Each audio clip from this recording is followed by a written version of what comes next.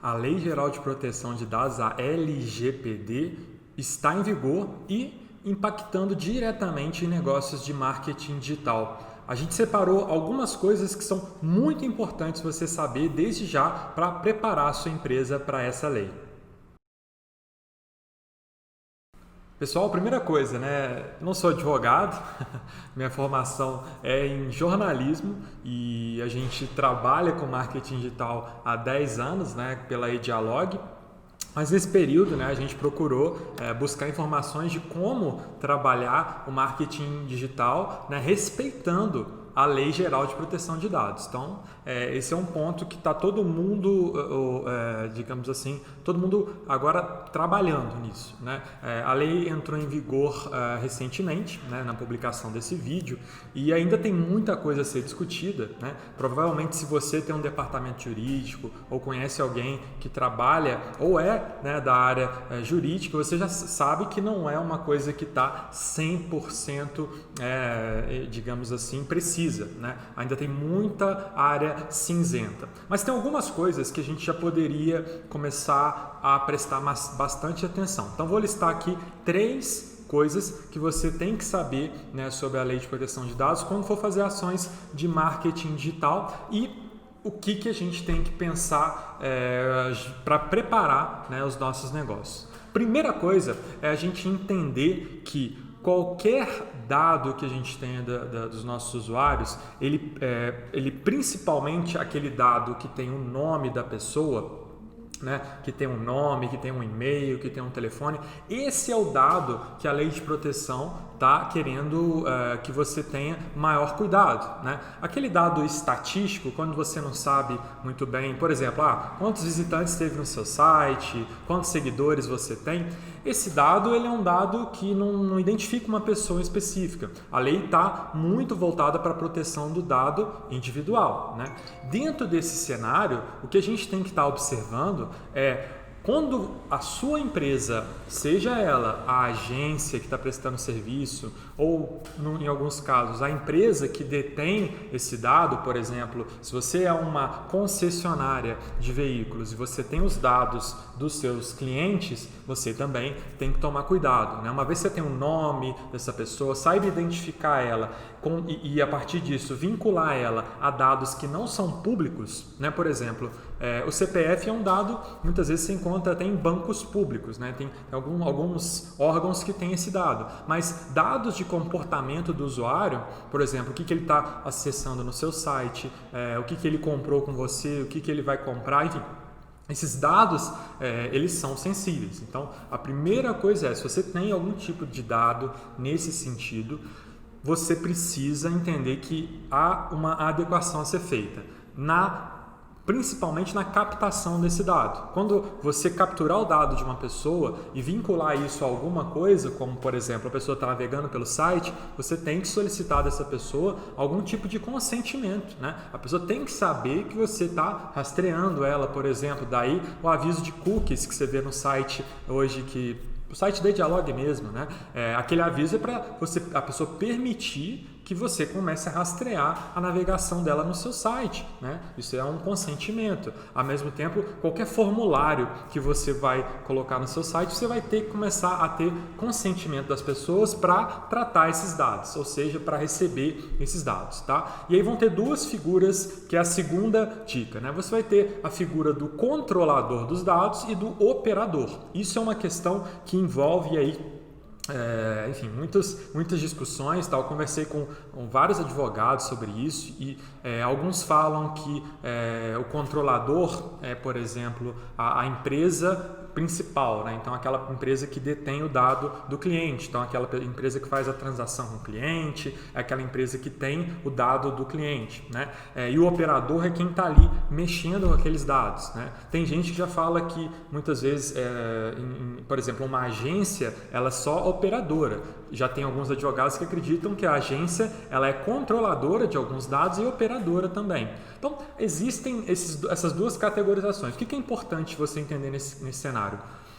A sua empresa, ela precisa se adequar, ela precisa rever contratos com fornecedores, ela precisa rever contratos com a equipe, com todo mundo que tem contato com aqueles dados. Isso é importante. Qualquer empresa que trabalhe com isso. Não é somente, por exemplo, a equipe de marketing ou a agência de marketing que tem que se adequar. É a empresa também que detém, né, o CNPJ que contratou aquela empresa também tem que ter o seu processo de tratamento de dados. Afinal, o dado, no final das contas, ele é da empresa que tem o controle, né, daquilo tudo. Então, vai ter uma diferença, mas os dois estão envolvidos. E um dos motivos por que essa lei se propagou tão rápido, e a lei brasileira é muito parecida com a lei europeia, né, de certa forma, lá na Europa ela se propagou muito rápido, é porque você tem uma parte puxando a outra. Você tem o controlador puxando o operador e o operador puxando o controlador para cumprir a lei,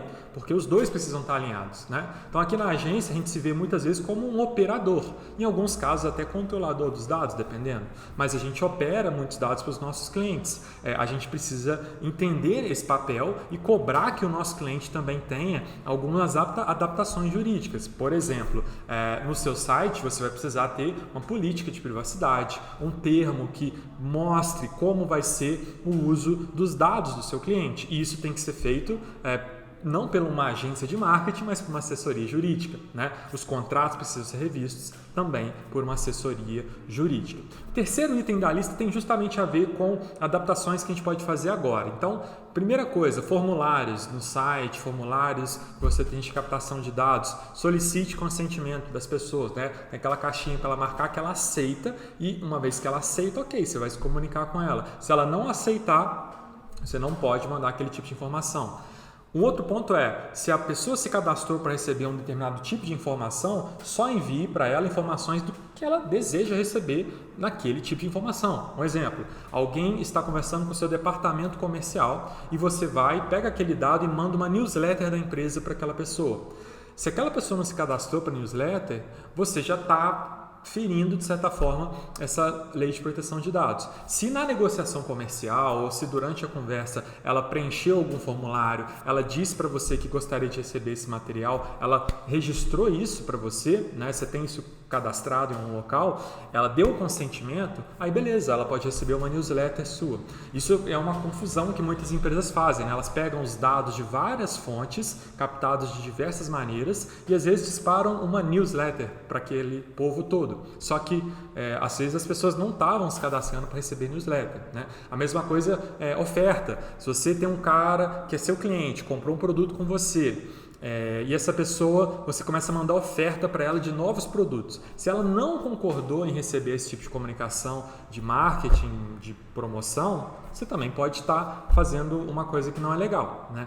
Esse ponto a gente no marketing olha muito para isso, né? De pegar o dado que só tenha realmente o consentimento, que realmente as pessoas aceitem receber aquela informação e só enviar para elas informações que sejam realmente relevantes para o que elas se submeteram. Legal? Mas a gente sabe que também tem várias outras coisas no dado que você tem que prestar atenção. A gente olha muito no marketing para essa questão da comunicação, mas ao mesmo tempo você tem que prestar atenção em outros aspectos do dado. Legal? Uma coisa importante é, a gente aqui do marketing, né, não vai ser a melhor fonte para você resolver os seus problemas de proteção de dados, porque isso é uma questão jurídica. Então, toda empresa, seja ela uma agência como a Dialog, né, que tem lá os seus advogados, seus contratos, seja a sua empresa que às vezes está terceirizando um serviço ou que tem uma equipe interna que faça esse serviço, todo mundo tem que se adaptar a essa lei. Os contratos têm que ser olhados, as relações com os clientes têm que ser olhadas. No final das contas, essa lei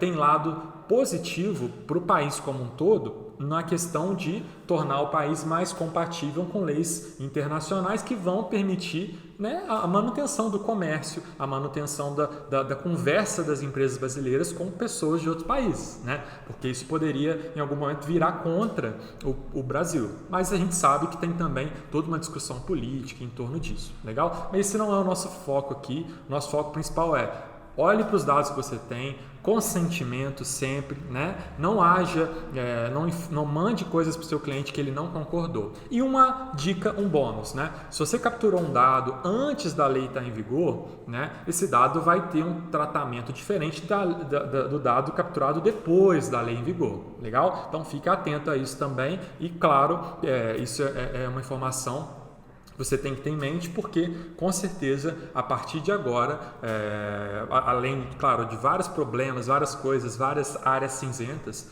a gente tem que ficar mais atento a isso, porque se uma pessoa não gostar e ela tiver dentro do direito dela, um processo, né, envolvendo as partes, que podem ser tanto controladores quanto operadores, pode aí pegar, se não me engano, até 3% do faturamento de uma empresa, porque é uma multa realmente alta, focada em justamente para que as empresas deem importância para sigilo, né, e para a privacidade de dados. Legal? Então, se você tem alguma dúvida aí, alguma coisa, eu recomendo procurar primeiro, claro, um advogado de confiança, né? Mas qualquer coisa você também entra em contato com a gente pode te direcionar para alguém que a gente confie, né? Se tiver alguma coisa aí que eu falei errado, se tiver alguém que quiser me corrigir, fica à vontade, porque a gente sabe que nessa área jurídica sempre tem muita discussão a ser feita e a gente está aqui para trazer isso para você. E claro, se você tiver mais informações, traz para a gente, que é sempre bom a gente compartilhar e trocar ideia sobre uma coisa que afeta todo mundo.